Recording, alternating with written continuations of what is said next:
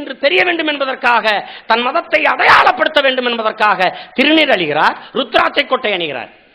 இஸ்லாமியத்தை தழுவி இருக்கிற என் உறவுகளிடத்தில் கேட்டால் இக்பால், பீர் மொய்தீன், ரபிக் என்று பெயர் சொல்கிறார்கள். கிறிஸ்தவ மதத்தை சார்ந்திருக்கிற தமிழன் டேனியல் என்றும் பிரிட்டோ என்றும் சார்லஸ் என்றும் வெள்ளைக்காரன் பெயரை வைத்துக் கொண்டு திரிகிறான். இந்துவாக இருக்கிறவன் சங்கர் என்றும் சிவராமன் என்றும் சமஸ்கிருத பெயர்களை அணிந்து கொண்டு திரிகிறான்.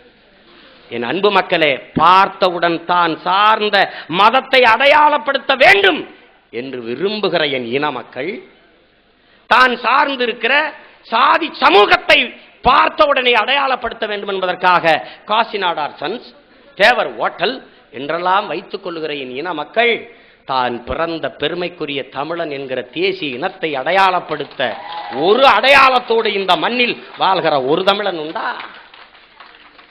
தமிழன் என்று அடையாளப்படுத்த ஏதாவது ஒரு அடையாளம், நான் தமிழன் என்று காட்ட ஒருத்தன் இல்லை. அப்ப என்னாச்சு? தமிழன் செத்துட்டான், தமிழன் இல்ல. அப்ப இது என்னது? ஒரு மாபெரும் புரட்சியை முன்னெடுக்க வேண்டியிருக்கிறது. பிள்ளைக்கு தமிழ் பெயரை சூட்டுங்கள், நாம் தமிழர் என்பதை உலகத்திற்கு காட்டுங்கள் என்று பாடிய எங்கள் பாவாணருடைய கூற்றுக்கேற்ப நாம் தமிழ் பெயரை தாங்கி பாண்டியன் என்றும் இளங்கோவென்றும் செழியன் என்றும் பெயர் சூட்டி நிற்க வேண்டியிருக்கிறது. நாங்கள் தமிழர்கள், தமிழர்களுக்குள்ளேதான் தமிழ் தேசியத்தின் மக்கள் நாங்கள் தான் இந்த சாதி சமூகமாக பிரிந்து கிடக்கிறோம். நாடாராக, பிள்ளையாக, முதலியாக, செட்டியாராக, கோனாராக, உடையாராக, தேவராக, படையாச்சியாக, கவுண்டராக நாங்கள் சாதி சமூகமாக தமிழர் என்கிற தேசிய மக்கள் தான் பிரிந்து வாழ்கிறோம். தமிழன் தான் இந்துவாக இருக்கிறேன், தமிழன் தான் இஸ்லாத்தை ஏற்று இருக்கிறேன், தமிழன் தான் கிறிஸ்துவ மதத்தை சார்ந்து இருக்கிறேன் என்ற புரிதல் என்று இந்த இன மக்களுக்கு வருகிறதோ அன்றுதான் இந்த இனம் விடுதலை அடையும், வெல்லும் என்பதை அறிவு சிறந்த பெரியோர்கள், என் அன்பு மக்கள் புரிந்து கொள்ள வேண்டும். இதனால என்ன பிரச்சனை? இதனாலதான் பிரச்சனையே. எல்லோரும் சாதிகளாக மதங்களாக மாறிவிட்ட பிறகு எங்கே தமிழன் இருப்பான் என்பதை நாம் சிந்திச்சு பார்க்கணும். அப்ப தமிழன் என்கிற உணர்வில்லாதால ஒரு தொகுதியில் இந்து வேட்பாளரை நிறுத்தினால் அந்த தொகுதியில் வாழ்கிற கிறிஸ்தவ மக்கள், இஸ்லாமிய தமிழர்கள், கிறிஸ்தவ தமிழர்கள் இந்து தமிழனுக்கு வாக்கு அளிப்பதில்லை. இதற்கு சான்று நாகர்கோயிலில் வாழ்கிறவன் தமிழன், அதுவும் ஒரே சாதி தமிழன், நாடார் என்கிற சாதி சார்ந்த தமிழன். அவன் இனமாக தமிழன் என்ற உணர்வோடும் நிக்கல, தான் சார்ந்த சாதி என்ற உணர்வோடும் நிக்கல. அவன் எப்படி இருக்கான்? மதம் இந்து கிறிஸ்தவன் என்ற உணர்வில் சொந்த ரத்தங்களுக்கு எதிரெதிர் யுத்தம். அதுல என்ன இருக்குது? இந்து மதத்துக்கு தலைமை ஏற்றுக்கிறவர் அத்வானி, நிதின் கட்காரி, வாஜ்பாய், இவங்க பெரியத்தமைனும் சின்னத்தமைனும். இவருக்கு இந்தியை தாய்மொழியாக கொண்டவனை, தமிழை தாய்மொழியாக கொண்டவன் தலைமையேற்கிறான். தமிழை தாய்மொழியாக கொண்ட ஒருவனை இதுவரை இந்தியை தாய்மொழியாக கொண்டவன் தலைமையேற்றது உண்டா? இல்ல. சான்று இருக்குது. இந்த மண்ணில் இருந்த மகத்தான பெருந்தலைவர் ஐயா காமராஜர் அவர்கள் இந்திய பெருநாடு முழுக்க மிகப்பெரிய பதவியில் இருந்தார், அவரையே ஏற்கல. லால் பகதூர் சாஸ்திரி அவர்கள் இறந்து போன பிறகு இந்தியாவின் பிரதமராக யாரை தேர்வு செய்ய வேண்டும் என்ற நெருக்கடி, கிங் மேக்கர், அரசர்களை உருவாக்குவர் என்ற வலிமை பெற்ற பெருந்தலைவர் ஐயா காமராஜர் அவர்கள். அன்னைக்கு மொராஜி தேசாயும் இந்திரா காந்தி அம்மையாரும் களத்தில் நிற்கிறாங்க. ஐயா யாரை ஆதரிக்கிறார்களோ அவர்தான் வெல்ல போறார். அப்போது அவர் இந்திரா காந்தி ஆதரிக்கிறார். நேரு மகள் வரணும் யா அப்படின்னு, நேரு குடும்பத்து பிள்ளை வரணும்னு ஆதரிக்கும் போது ஐயாட்ட பக்கத்தில் இருந்து கேட்குற, ஏன் நீங்க அவர் ஆதரிச்சு இவர் ஆதரிச்சு பேசாம நீங்களே நில்லுங்க ஐயா என்று சொல்றாங்க. உடனே அவர் சொல்றாரு, நான் சொன்னா போடுவான், நின்னா போட மாட்டான் என்று சொல்றார். நான் சொன்னா ஓட்டு போடுவான், ஆனா நான் நின்னா போட மாட்டான். அப்படின்னா என்ன அர்த்தம்? என்னை தலைவனாக அவன் ஏற்க மாட்டான் என்பது அர்த்தம். என் அன்பு மக்களே, தமிழை தாய்மொழியாக கொண்டவன் தெலுங்கை தாய்மொழியாக கொண்டவனை தலைமையேற்றிருக்கிறான். தமிழை தாய்மொழியாக கொண்ட ஒரு தமிழ் பிள்ளை மலையாளத்தை தாய்மொழியாக கொண்டவனை தலைமையேற்றிருக்கிறான். தமிழ் பெருங்குடி மக்கள் கன்னடத்தை தாய்மொழியாக கொண்டவர்களை தலைமையேற்றிருக்கிறார்கள். இந்தியை தாய்மொழியாக கொண்டவனை தலைமையேற்றிருக்கிறான். மராட்டியத்தை தாய்மொழியாக கொண்டவனை தலைமை ஏற்றிருக்கிறான். ஆனால் என் அன்பு மக்களே, இதுவரை நீங்கள் சொல்லுங்கள், தமிழை தாய்மொழியாக கொண்ட ஒருவனை இந்த இன மக்கள் இதுவரை தலைவனாக ஏற்றதுண்டா? இல்லை. இது ஒரு வரலாற்று பெருங்கொடுமை. பிற மொழிக்காரனும் என்னை ஏற்றதில்லை. மலையாளி தமிழனை தாய்மொழியாக ஏற்றதில்லை. தெலுங்கை தாய்மொழியாக கொண்ட மக்கள் எங்களை ஏற்றதில்லை. கன்னடத்தை தாய்மொழியாக கொண்ட மக்கள் எங்களை ஏற்றதில்லை. இந்தியை கொண்டவனும் ஏற்றதில்லை. ஆனால் என் இன மக்களும் தமிழை தாய்மொழியாக கொண்ட ஒரு பிள்ளையை தலைமை ஏற்றதில்லை.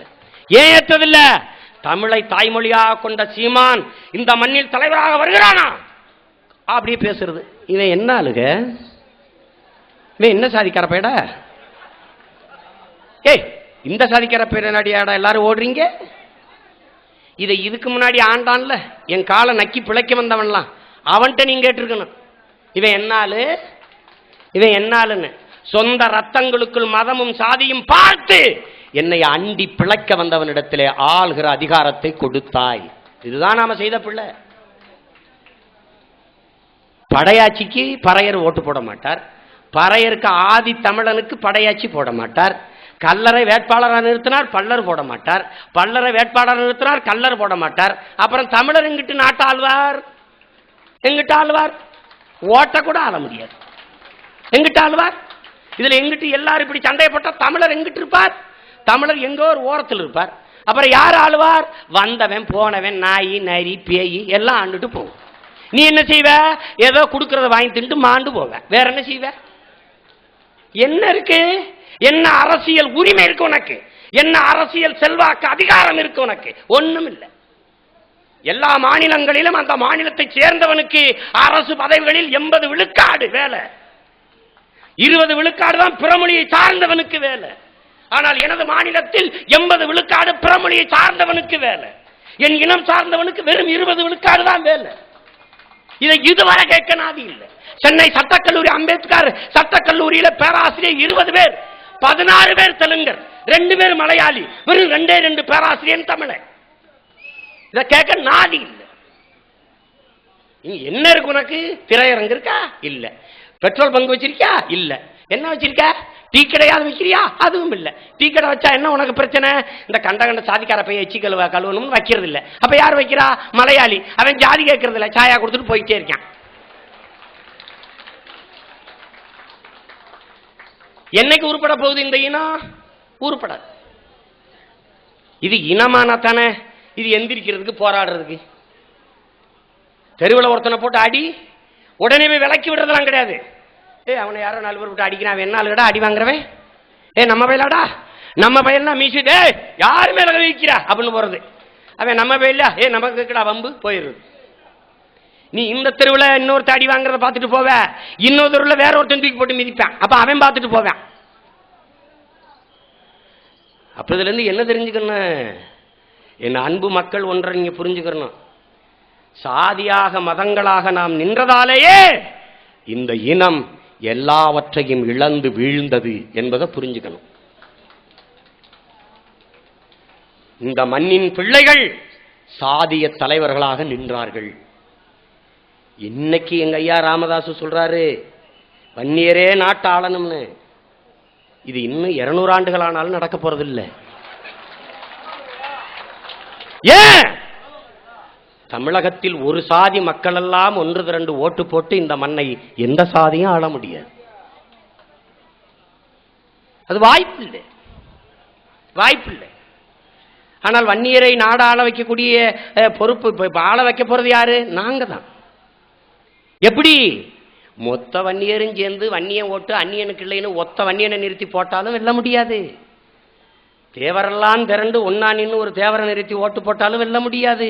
நாடாரெல்லாம் சேர்ந்து மொத்த ஓட்டு நாடாரை தவிர எவனுக்குமே இல்லைன்னு ஓட்டாலும் நாடாள முடியாது. பறையரெல்லாம் திரண்டு ஒரு ஆதி தமிழன் ஒரு பறைக்குடியை நிறுத்தி போட்டாலும் அவன் நாடாள முடியாது. ஒரு வாய்ப்பு தான் இருக்கு. இந்துவெல்லாம் திரண்டு இந்துக்கு போட்டாலும் இஸ்லாமியெல்லாம் திரண்டு இஸ்லாமியனுக்கு போட்டாலும் நாடாள முடியாது. ஒரே ஒரு வாய்ப்பு தான் இருக்கு. நாங்கள் தமிழர்கள், தமிழ் தேசிய இனத்தின் மக்கள் என்று ஒன்று திரண்டு ஒற்றை தமிழனை நிறுத்தி மற்ற தமிழன் எல்லாம் ஓட்டு போட்டால் ஒரு தமிழன் நாடை ஆள முடியும். அது என்னைக்கு முடிவு பண்ணணும்?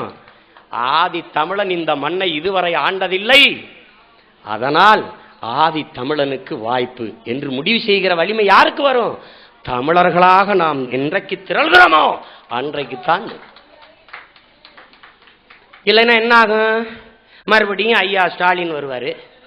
இவ்வளவு பெரிய நாட்டுக்குள்ள இல்லாத முதலமைச்சர் மறுபடியும் கருணாநிதி வீட்டுக்குள்ளதான் இருக்காருன்னு தேடுறான். அது யாரு? அழகிரியா ஸ்டாலினா? இங்க இருக்கிறவங்க புடுங்குறானா மற்றவனெல்லாம்? ஏன் அவங்க 2 பேருக்கு மட்டும் என்ன சிறப்பு தகுதி?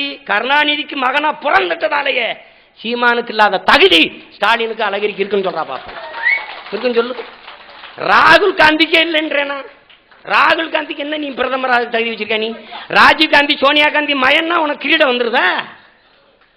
130 கோடி மக்கள்ல ராகுல் காந்தியை விட இந்த மண்ணையும் மக்களையும் தன் உயிருக்கு மேலாக நேசிக்கிற தலைவன் இல்லையா?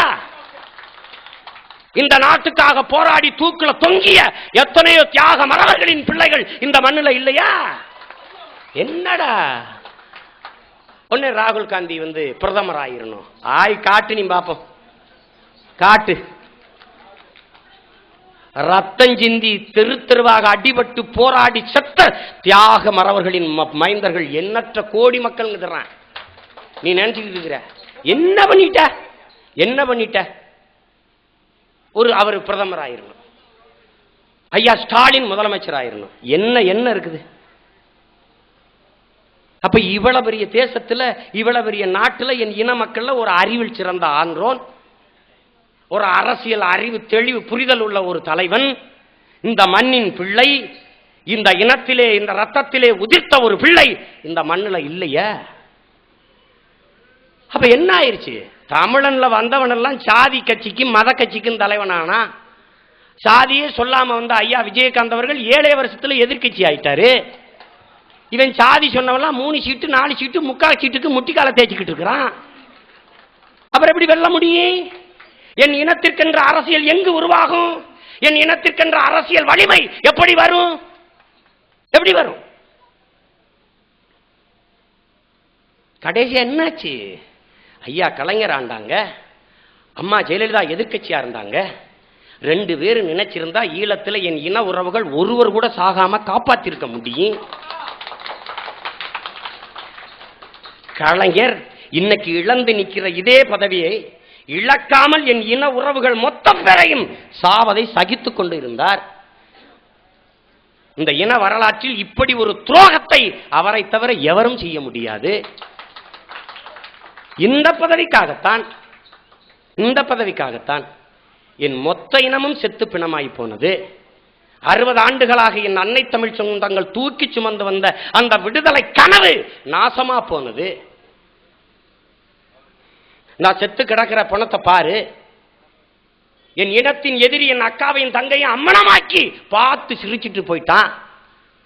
இதை பார்த்துட்டு நாம ஒரு மீசை வச்சுக்கிட்டு அப்படி வேட்டு கட்டிக்கிட்டு நாமளும் திரியிறோம். இன்னும் மானங்கட்டு போய் கேட்டா இவங்களுக்கு ஓட்டு. இன்னும் வரைக்கும் காங்கிரஸ் கட்சியில் இருக்காங்க தமிழன். காங்கிரஸ் கட்சியில ஒரு மானங்கட்டு போய் இன்ன வரைக்கும் என் இனம் மொத்தத்தையும் கொன்று ஒழித்த சோனியா காந்தி கட்சியில இன்னும் இருக்காயா? இன்னும் இருக்கான். வெக்கம் இல்லாம இருக்கான். வெக்கம் இல்லாம மானங்கட்டு இருக்கான். மானங்கட்டு இருக்கான். தன் அக்காவை, தன் அம்மாவை, தன் உடன் பிறந்த உறவுகளை அவமானப்படுத்தி கற்பழித்து கொலை செய்த கூட்டம்.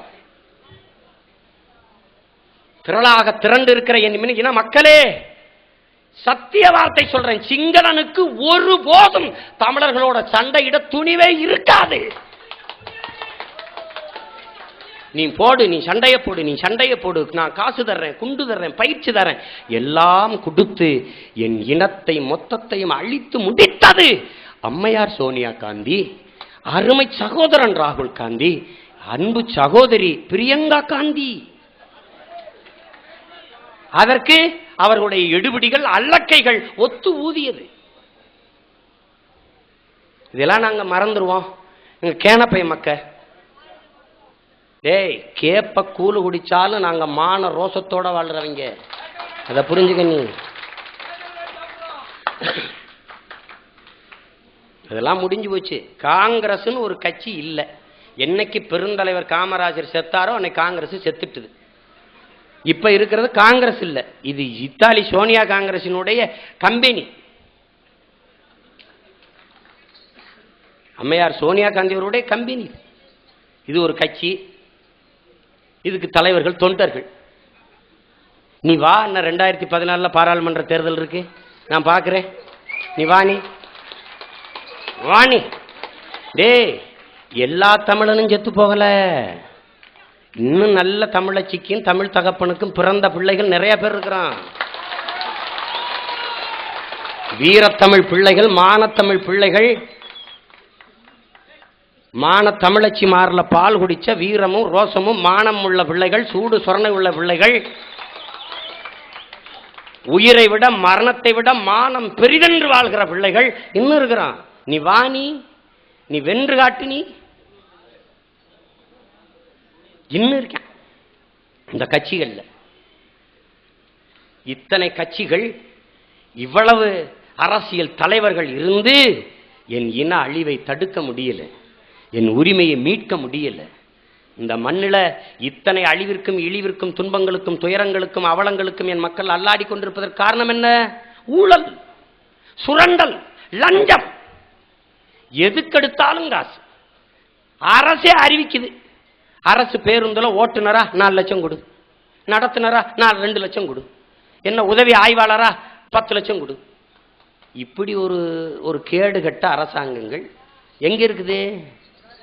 அறிவு சிறந்த பெரியவர்கள் சிந்திங்க, பள்ளி கல்லூரியில் படிச்சு கொண்டிருக்க பிள்ளைகள் சிந்திங்க, எல்லாமே தனியார் மயம். ஏய், தண்ணி விற்கிறான், தனியார் போத்தல்ல போட்டு தண்ணி விற்கிறான். இந்த குடிக்க தவிச்ச வாய்க்கு தண்ணியை கூட தன் நாட்டு மக்களுக்கு தர முடியாத அரசு என்ன புடுங்குது? எதுக்கு இருக்கு அரசு?